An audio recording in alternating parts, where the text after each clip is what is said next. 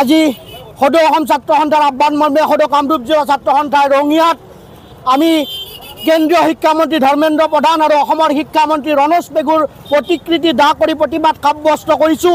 আজিৰ প্ৰতিবাদী কাৰ্যসূচীৰ আমাৰ এই উদ্দেশ্য হ'ল যি চৰকাৰে নেট পৰীক্ষাত যি বিসংগতি হৈছে আৰু সমাজ পৰ্টেলৰ জৰিয়তে অসমৰ ছাত্ৰ ছাত্ৰীসকলক নামভৰ্তি প্ৰক্ৰিয়াত যি হাৰাশাস্তি কৰা হৈছে ইয়াৰ প্ৰতিবাদত আমি আজি এই প্ৰতিবাদী কাৰ্যসূচী অনুষ্ঠিত কৰিছোঁ।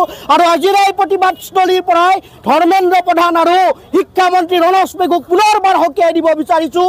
যদি এই সমস্যাবোৰ সমাধান নহয় তেওঁলোকে অতি শীঘ্ৰে পদত্যাগ কৰিব লাগে আৰু আমাৰ ছাত্ৰ ছাত্ৰীক যি হাৰাশাস্তি কৰা হৈছে এই হাৰাশাস্তিৰ পৰা পৰিত্ৰাণ দিব লাগে। কাৰণ তেখেতসকলে যি ইচ্ছা তাকে মন যায়, যি ইচ্ছা তাকে কৰিব, শৈক্ষিক মাধ্যম তেখেতসকলে ধ্বংস কৰিব বিচাৰিব। এইটো আমি সদৌ অসম ছাত্ৰ সন্থাই কেতিয়াও মানি লোৱা নাই আৰু অনাগত ভৱিষ্যতলৈতো মানি নলওঁ। আমি অতি শীঘ্ৰে ৰমেশ পেগু আৰু ধৰ্মেন্দ্ৰ প্ৰধানক পদত্যাগ কৰাৰ কাৰণে আজি প্ৰতিবাদী কাৰ্যসূচীৰ জৰিয়তে দাবী জনাইছোঁ।